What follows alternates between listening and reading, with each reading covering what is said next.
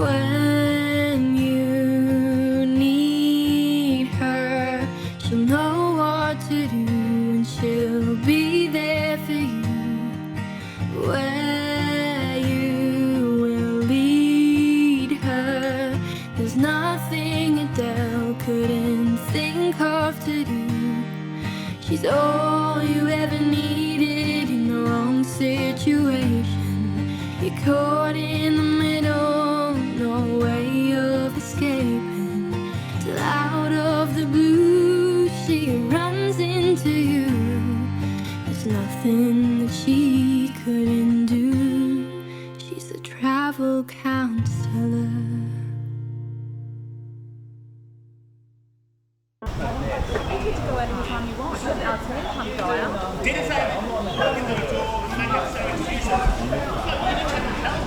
And you said you're not calling the white. Hi, Jacob. And you said you're not calling the white. Jacob? Jacob? Hi. Hey, Adele. Where were you just then? I don't even know. Just listening to the voices. What voices? The ones that circle in my mind all the time. I was just listening to the parents fighting, boss screaming. It's non-stop. Nothing all day. I'm the one that goes to work. Where do you think you're going? Get back here. Do nothing all day. I'm the one that goes to work. Crystal Bible. Where do you think you're going? Get back here. This is the only honouring the earth. Nothing to do with the devil. is a Bible of God. I think the only Bible heart. This is just my heart. It's not your heart. I want him at home. That's all I'm asking. Just be honest with me. Why do you stay out? It's not in my home. This has nothing to do with the devil. Not coming into my home. You walk past and just be honest. What nothing to do for who I am? I'm out of here. That's all I'm asking. Just be honest with me. Why do you walk past? I'm out of here. Just own up, fence up, and take it, alright? If you're the only one to walk, No, I didn't do it. I go didn't again. Just touch own the up, car. fence up. Go near your car. I am getting really, really tired of your car. Experience is enough. I'm really, really tired of getting really tired. I've got enough. That's enough.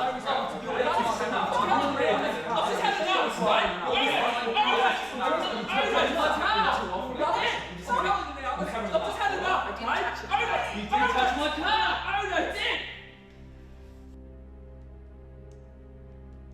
So you were having a flashback? Well, yeah, like I said, it's kind of ever present. Okay. But yeah, no, I was. Yeah. So you were not here right now? You were in you were completely spaced out. Does that happen to you often? Yeah, when I'm not concentrating on stuff. Okay. When I'm not having to be actively engaged in a task. Right, okay. All right. So that usually happens with people who have had quite a turbulent background, and you're just, it's when your senses leave your body. It kind of leads into something I want to show you today. Okay. Yeah. What's that? So remember I told you that today was about me giving you some strategies on how to cope with things? I've got you this rock. And it's quite significant. Normally in sessions I get clients to paint it. I'll do a guided painting session. Yep. But given the fact that we're in a park environment, it's a little bit hard to do that. It has got really good meaning. Firstly though, can you describe that rock for me? So if you put it in your hand, can you describe the way it feels? Like, how does it physically feel? physically feel like I Yeah. can feel the bumps of the paint. There's a divot at the back that I can, like, it feels good to have my finger set in there. Yep. I don't know, it's Is it hard or soft? rough on one side, soft on another. But it's hard because it's a rock. And is it hollow or is it solid? Solid. That's right. Okay. So I'm going to teach you something today. If you can stand up for me. Okay. So in life, things happen. Good things happen, bad things happen. Let's talk about the things that challenge you in life. So there's a variety of things. You've got your childhood, Yep. you've got your past, your parents, your family. The fact that you're not connected to many other people really at all. You've been in survival mode your whole life. Yeah. You have flashback scenes. You have a boss that's annoying you and bullying you. And the first session we talked about financial problems, which we haven't gotten into today. So there's quite a lot of stresses that you're experiencing. Yeah. Okay. Now, what I want you to think about is your core. Where is your core? If I say, where's your core on your body, where would it be? Just like the first thing that comes Point to to my it, mind, yep. like right here. Your core is it? Okay, good. So when things go wrong, there's two ways we can handle it. I'm going to teach you the rock and water theory. Okay? You can deal with it like water. So describe water for me. If you're dealing with something like water, what do you think that means? Like fluid, like it's always moving, like you can pass through it, like Yes, exactly. Yeah. It's wishy-washy. It's kind of, you can get thrown around. Water can get thrown around. Okay. All right? I'm going to show you what that looks like in human form. So Right. stand up for me. Put your feet together. Okay. If you deal with things in kind of like water, if I pushed you over, which I won't do, but if I push you over, what's Yeah. going to happen? I'm gonna fall. You're going to fall, aren't Yeah. you? So if I tell you to widen your base and bend your knees, so bend them Yep. a little bit, I can no longer push you over, can I? Okay, yeah. Can you see that's Difference a between rock? solid and- yeah. Okay, so what this rock is reminding you of is when things go wrong, try to deal with it with a strong, like really have a strong core. So strengthen that core to get through that moment. It's not going to take away the stressor. It's not going to solve your problems, but it just helps you get through that hard moment by dealing with it like a rock. Okay. All right? So if you have a look, in the middle you'll see a black little circle. Is that my heart? That's your core. Yeah. All right? So that's your core. All the dots on the outside are all the stresses that you could experience in life. And if you notice, where are they leading? To the center. To the center. This reminds you to center yourself and to, use your strong core and get through that hard moment. All right? So you can keep that. Oh. She's a travel counselor. You can put it on your desk at work if you want. You can put it in your pocket. You can, like, say if your boss says, I need to talk to you, put it in your pocket and just remember, I am the rock. I'm the rock. He's not going to turn me into water right now. It's just a mental thing that you can do to help yourself through that difficult moment. How do you feel about that?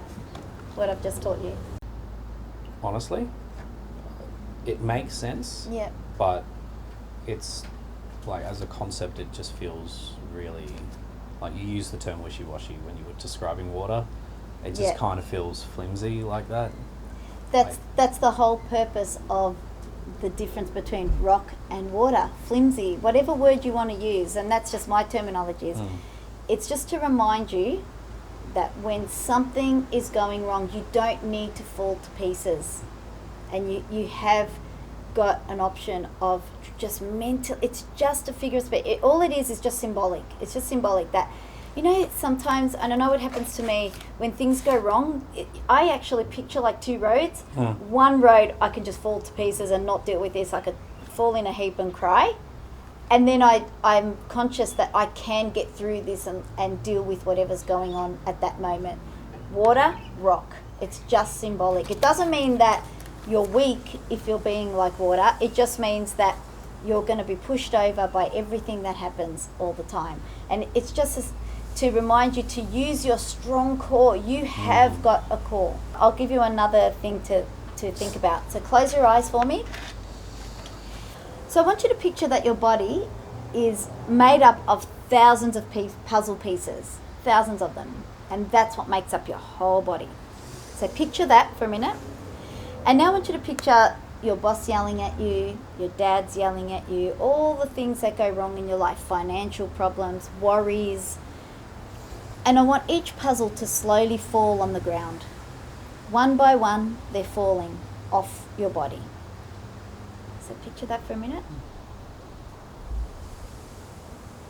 Yep. So now you've got no legs, no body, no arms. No, every puzzle piece is now on the floor. Are you still there, Jacob? Well, no, because my body is the puzzle pieces. Yeah, but are you still there, deep down? Yeah, I guess. So what do you think of Jessica? You know my friend, Jessica? Yeah. Well, you know, I haven't been spoken to her for a while, and I just thought, I don't want to be friends with her anymore. I don't know, I don't really care. Oh, really? Oh, come on, you give me all good advice all the time. It's really none of my concern. Well, you know, you always give good advice. I'm I thinking don't know about... what you're talking about. Well, I don't think I'm going to contact her anymore anyway. Okay, good for you. Did you hear that? No. You sure you No, heard the that? TV is not talking to you. Have you been taking your meds? You know what happens when you don't take your meds? Nice scratch on the car. What are you talking about? When did you do that? I didn't touch a car. The car that's in the driveway has got one mighty big scratch. It's a brand new car. It hasn't moved. I didn't do anything It's to a your brand new car. car. It hasn't moved. It's been in the driveway. You're the only person that's gone past that car. You're the only one that could have scratched it. When did you do it? I didn't scratch your car. Don't you lie blame to me me. for everything. Come you blame on. me It's for everything. simple. Just walk I past did it, scratch your scratch it. car. Looks like a clinic. Key cut. Like, Come on, Giovanna. I'll help you. stay out. Mate, sit down. I've had enough of Leave you. him out of Just it. sit down. Leave him out of it. Stay out of it. Just stay out of it. Don't blame me for everything goes wrong. I'm blaming you for everything. It's quite simple. You walk past the car, you scratch it, okay? That's all. That's all I'm after. It's just this car. It's quite simple. I didn't scratch you your walk car. past it, you scratch it. Just be honest You with me, didn't alright? scratch your car. It doesn't matter, alright? You did it. Just be honest with me. That's all I'm asking. Just be honest with me. Why are you bullcrapping to me? I'm not bullcrapping. I'm not. It's quite I didn't simple. touch your car. It hasn't moved. It hasn't moved. The only one that's walked past it. You're the only one that could have done it. It's just a car, Just isn't done it? It's just a car. It's just a car. It's just That's my car. It's a brand new car. It's been in a driveway. You're the only one that's walked past it. I'm telling you, I've had enough of your rubbish. I'm telling you now, I've just had enough, okay? Own it! Own it! I'm telling you, own it! Right. Your internal strength is still there. Those things do not make or break you. Okay? So now I want you to picture those puzzle pieces coming back. Mm-hmm. And now you're whole again. So open your eyes. Again, it's a mindfulness activity to picture in your head that when your boss is yelling at you, you don't need to fall to pieces. You don't have to.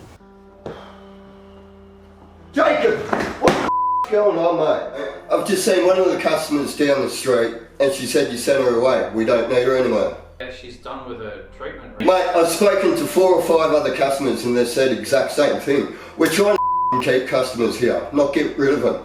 This is bullshit. I'm sick of it. What am I supposed to do if they don't need treatment anymore? Mate, it doesn't matter. We need people coming in the door. If you want to get rid of customers, you might as well go to another shop yourself. I'm telling you, you're on your last legs, mate. Plus that, I seen you leave 10 minutes early last night. It's bullshit. I was done. I'd finished. I packed up. Doesn't matter, mate. If you want to go find another job, go get another job. Like I said, you're on your last leg, mate. I've had enough.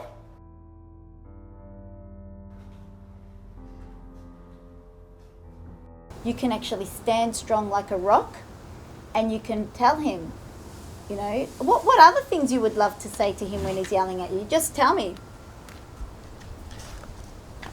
I mean, they're not polite.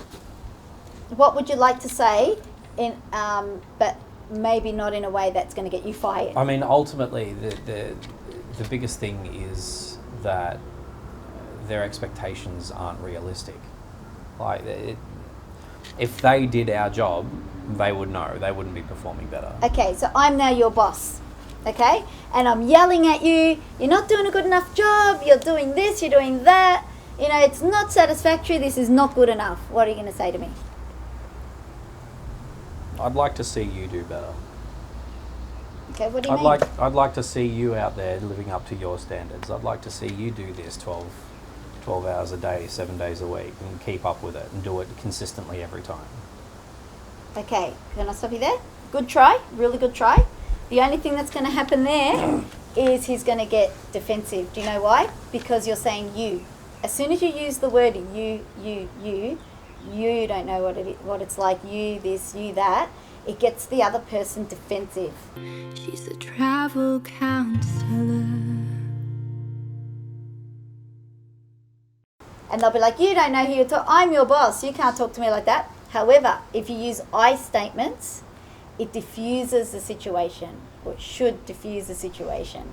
So you could say, okay, can we please sit down and talk about this properly? Instead of you yelling at me, I really need you to sit down and speak to me.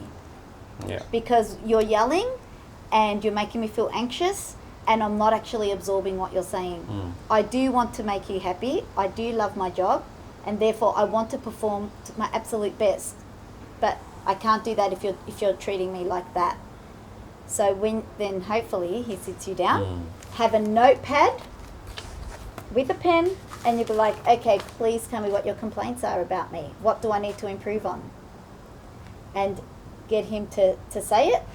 And then if he says you're not doing a good enough job here, you're not, you're not getting your job finished, then you can say, I feel overworked. I feel like you're giving me unrealistic expectations. Here is what I'm capable of doing, and here is what you're giving me to do. So if on those sorts of lines, can you now talk to me like as if I'm your boss? What would you like your boss to know?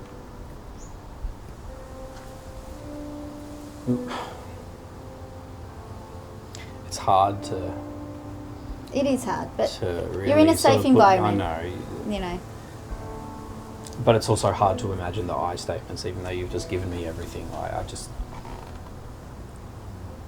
I like working here. I like my job, and I do want to perform up to standard. I feel like though your expectations can be a little unrealistic.